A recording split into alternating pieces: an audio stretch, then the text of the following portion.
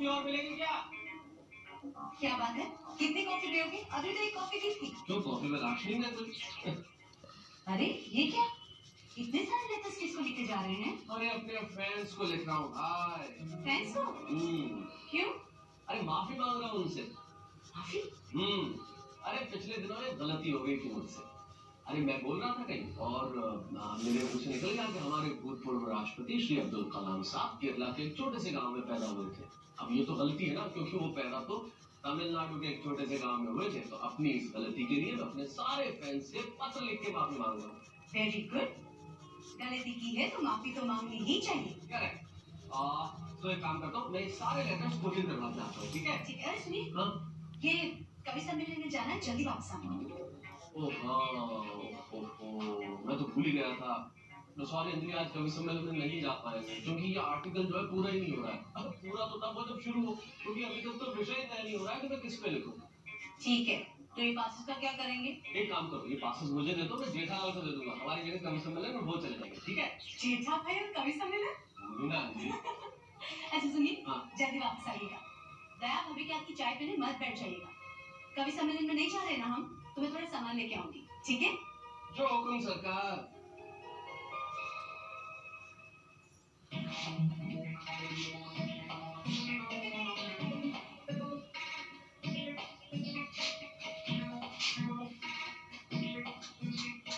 NATO काका ने कितना बिना काम के कागज जमा करके रखे, इसकी वजह से फिर दिमाग हो जाते हैं। नैन्सी वाणसी हाई स्कूल, अरे ये तो मेरा स्कूल लिविंग सर्टिफिकेट है, ये इसमें कहाँ से आ गया? ये तो काम का है भाई। ओह, देख देख के पढ़ना पड़ेगा। अरे ये क्या, मेरे होते हुए आप काम कर रहे हो? मैं कुछ मदद करूं? अरे आने दया, प्लीज मदद करने। या कागज फाड़ फाड़ के मेरे हाथ दुख गए हैं। तेरा कागज फाड़ने में मदद कर। हाँ। ये क्या किया गया तूने? क्यों, क्या हुआ? अरे वो काम का कागज था, तुझे फाड़ने के लिए वही कागज मिला। अरे लेकिन पहले से बोलना चाहिए ना। तू हमेशा ऐसा काम क्यों करती है जिसकी वजह से मुझे तुझे डांटना पड़े? आज मैंने नक्की किया था, आज संडे है, आज मैं तुझे बिल्कुल नहीं डांटूंगा। लेकिन नहीं, डांटना तो पड़ेगा ही। आप जिस दिन डांटते नहीं ना, उस दिन मुझे अच्छा नहीं लगता। बहुत रूखा सूखा लगता है। ऐसा लगता है जैसे बिना घी की रोटी खा रहे हैं। आप ऐसे क्या देख रहे हो?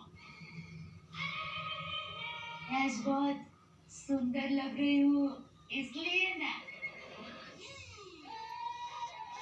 हाँ, ऊपर क्यों देख रहा? अच्छा, आप भगवान को प्रार्थना कर रहे हो ना कि सातों जन्म में ही आपको पत्नी के रूप में मिलूं और ये आपका पहला जन्म हो। हाँ बाबा, हाँ, मैं ही आपको सातों जन्म पत्नी के रूप में मिलूंगी। बस खुश। चलिए आप ना लीजिए जल्दी। ये बात पे तो ना लेने जैसा ही है। कुछ नहीं भाई, नहा लेता हूँ। ये काम तो खत्म कर लो पहले। अरे नहीं, आप जल्दी नहा लीजिए। आज पानी कम आया है और पानी खत्म हो जाएगा, फिर आप नहा नहीं पाओगे। तो ठीक है, शाम को नहा लूंगा मैं। अरे नहीं, अभी नहा लीजिए। आप भूल गए? अरे बापूजी के दोस्त मणि काका के घर पर अभी पूजा के लिए जाने का है।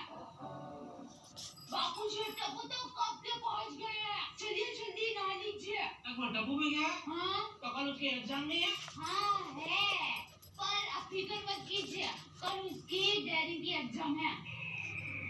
किसकी? अरे इतना नहीं समझते? डायरी चित्रकार।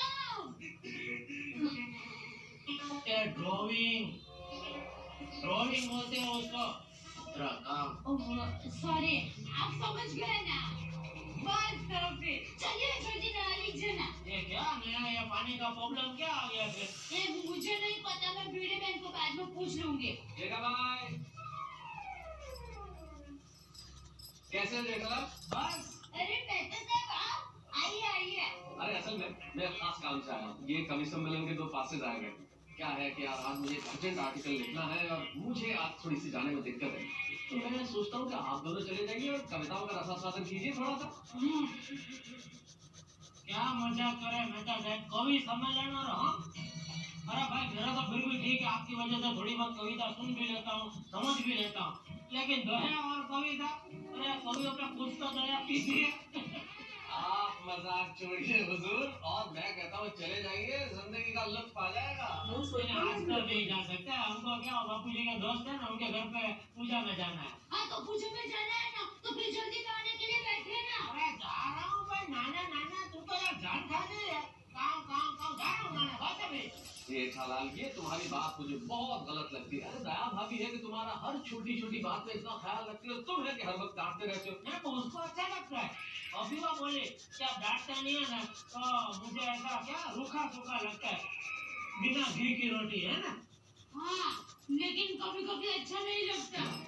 सुनिए, मेहता साहब आपको क्या बताऊं, आप तो मेरे भाई जैसे हैं, इसलिए बता देती हूँ।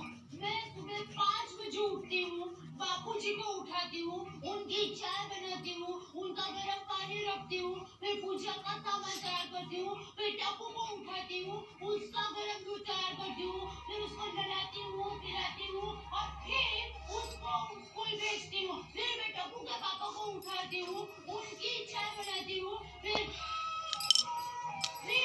मैं उनको नहाने के लिए भेजती हूँ और ये सब काम मैं अकेले करती हूँ बिना किसी के मदद के।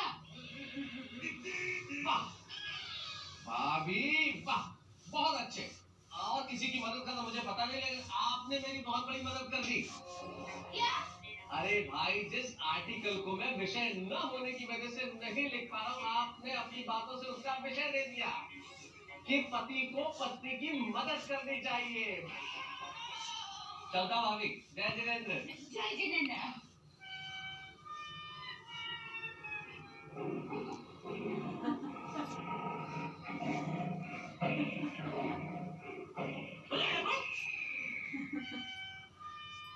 ये सब काम मैं अकेले ही करती हूँ, बिना किसी की मदद के।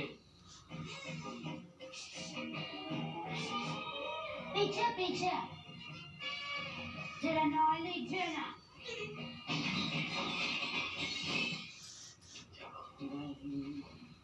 अरे धर्मेश भाई, How are you? Good good good, क्या हाल है आपके? बस मैं अच्छा, आज दोपहर में क्या कर रहे हैं आप? एकदम फ्री।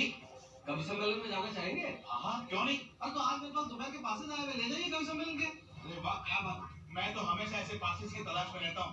अरे मुझे नहीं पता था आप साहित्य के इतने बड़े प्रेमी हैं। वैसे आज आपको मजा आ जाएगा, इतने बड़े बड़े कवि आ रहे हैं, ओमप्रकाश आदित्य जी, अरुण जैमिनी, दिनेश तिग्गत, संजय झाला, बहुत मजा आएगा। क्या बात है, लेकिन वो एसी तो होगा ना?